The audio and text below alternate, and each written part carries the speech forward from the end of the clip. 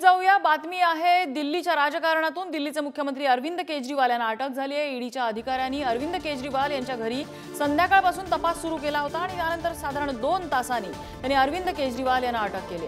दिल्लीतल्या कथित मद्य घोटाळा प्रकरणात अरविंद केजरीवाल यांना अटक करण्यात आलेली आहे। दरम्यान अरविंद केजरीवाल यांच्या विरोधात सुरू असलेल्या कारवाई विरोधात आता दिल्लीमध्ये आंदोलन सुरू झालंय। कार्यकर्त्यांनी केजरीवालांच्या निवासस्थानासमोर ठिय्या आंदोलन केलं, जोरदार घोषणाबाजी केली आणि सध्या पोलीस त्यांना त्या ठिकाणाहून बाहेर काढण्याचा प्रयत्न करतायत। शिवाजी काळे आपल्याला अपडेट देतात। शिवाजी, सध्याची काय परिस्थिती आहे त्या ठिकाणी? सध्या अरविंद केजरीवाल यांना ताब्यात घेण्यात आल्याची माहिती मिळत आहे।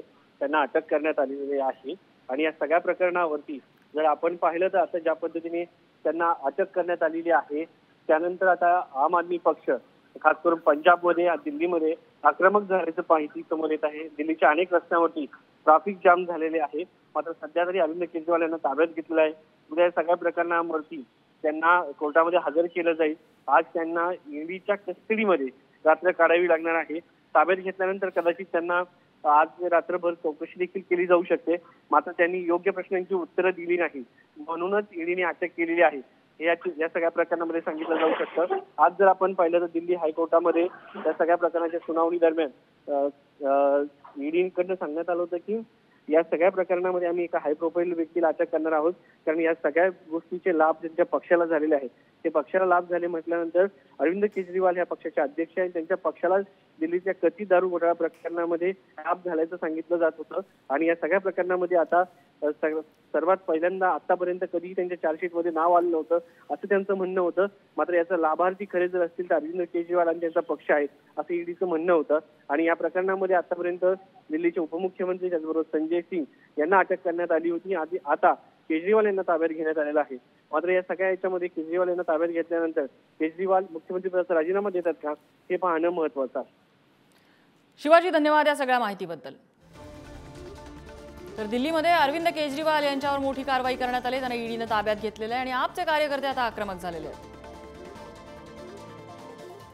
2 साल में 1 रुपए की भी रिकवरी ना ईडी ना सीबीआई कर पाई है।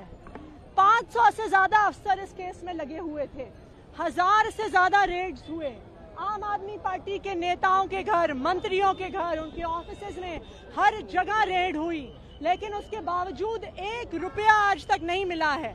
तो आज लोकसभा का चुनाव अनाउंस होने के बाद अरविंद केजरीवाल का अरेस्ट एक राजनीतिक साजिश है।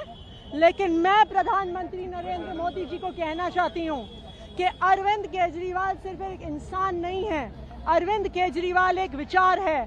अगर आपको लगता है कि एक अरविंद केजरीवाल को गिरफ्तार करके आप इस विचार को खत्म कर सकते हो तो आपको गलत लगता है। हे सगळं प्रकरण नेमकं काय आहे ज्यामध्ये केजरीवालांवर कारवाई करण्यात आली? आपण ग्राफिक्सच्या माध्यमातून समजावून घेऊया। नोव्हेंबर 2021 मध्ये दिल्ली सरकारकडून मद्य विक्रीबाबत नवं धोरण जाहीर करण्यात आलं। दारू विक्रीतलं सरकारी नियंत्रण पूर्णतः कमी करण्याचा त्यामागे इरादा होता। पहाटे 3 वाजेपर्यंत दारूची दुकानं सुरू ठेवण्यास परवानगी यामध्ये होती आणि मद्याचा दर ठरवण्याची मुभा मालकांना देण्यात आलेली होती। खासगी परवाने देताना भ्रष्टाचार झाल्याचा तपास यंत्रणांचा आरोप आहे। कथित घोटाळ्याचा सीबीआय आणि ईडीकडून तपासही सुरू आहे।